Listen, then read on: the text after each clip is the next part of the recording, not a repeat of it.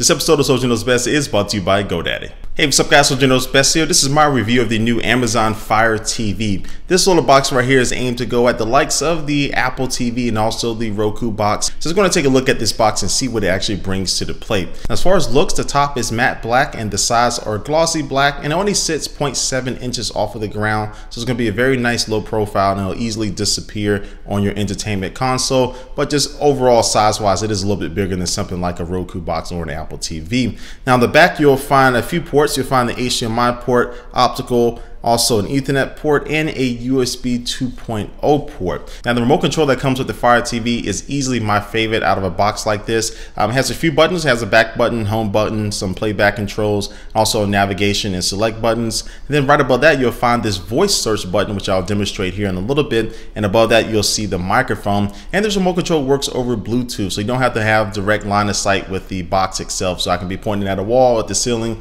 and it'll still be able to control the box. All right, so enough about the hardware. It's going to power up this box and take a look at the software. Now, this box is running an Android-based software, which is called Fire OS. So it will be able to use a lot of apps, especially games that run with Android. But basically, the UI is pretty simple. You have your home section. You have a section for movies and TV shows. You have your watch list, things that you go ahead and manually select that you may want to watch later. And also, you have your video library, which will show you things that you have purchased and ready for you to watch. And also, you have games, apps, photos, and settings. Now navigation is pretty simple. You just need to go to the right on any category that you want to go through, and then you pick the subcategory you want to go into, and then simply scroll to the right or to the left to navigate to which content that you actually want to watch. Now the Fire TV also has a feature called ASAP, which means that the box will actually predict what movie or TV show that you may want to watch and go ahead and preload that content. So when you do click on it, it'll immediately start playing, no buffering, nothing like that. Now this sometimes works, sometimes doesn't, but this could get better in the long run as I start to use it more and more, use the box, and it learns my habits and learns my likes. Now searching for content on a box like this is usually frustrating because you have to use the on-screen keyboard and just use the little remote control that comes with it. But the Amazon Fire TV and this remote control is awesome because it does have a microphone built inside of it. So you press and hold on the voice search button and then you go ahead and talk to see what you want to look for. Avatar.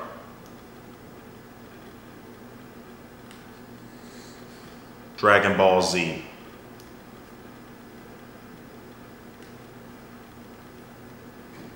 Soldier Knows Best.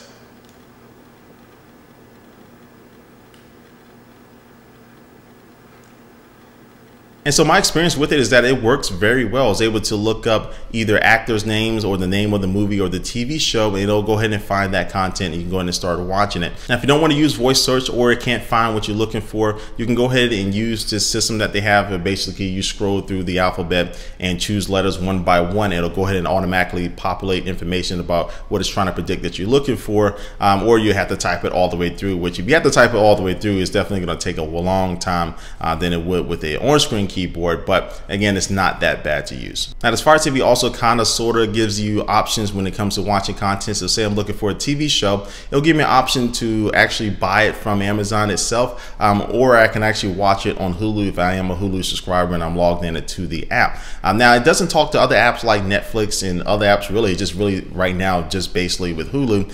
So that's one update in the future that I'm looking forward to, where I can talk across all the third-party apps. So when I do search for content, I can get all the options right there in front of me instead of having to go into app by app by app. Now, this Fire TV has 8 gigabytes of internal storage for you to play around with. So you can download other apps, again, like Netflix or Hulu, and also to TuneIn Radio, iHeartRadio, other apps like that. The main app that is missing from the Fire TV is HBO Go, but that will be coming to the Fire TV later on this year. Now, you can also download games, which is another aspect of this box, which is pretty cool. It has games that you can play just with the remote control, but if you want to get at the full gaming potential of this box, you need to buy the Amazon Fire Game Controller. So this controller runs you an additional $40, and it's definitely a lot like the Xbox controller for the Xbox One and even the Xbox 360, and that's because the analog stick layout is basically the same. The D-pad and also the X, Y, B, and A buttons are in the same locations, and also too has a couple buttons at the bottom that are unique to it. It does have some playback buttons, and also in the middle you'll find the home button and other buttons that are pretty familiar, like the back button.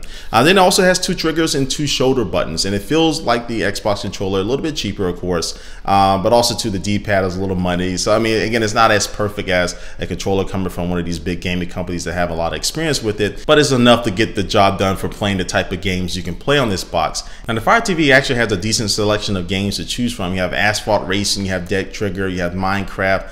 You have all the popular games on the Google Play Store for Android. Then finally, speed-wise, this box is extremely fast and responsive. It has a 1.7 gigahertz quad-core processor inside of it, 2 gigabytes of RAM. As I mentioned before, it does have 8 gigabytes of internal storage, and it just really blazes through anything I throw at it. I mean, while you're downloading games, playing games, or searching through the menus, I really didn't notice any type of lag at all. So it's a pretty good responsive box, and it's really going to be set for the future as more software starts to come down and better games start to come out that demand more from the hardware. And so this box is definitely blowing anything else out of the water when it comes to just pure performance for my taste. And so all in all, guys, I say that the Fire TV is definitely off to a great start. It's a good little box for $99.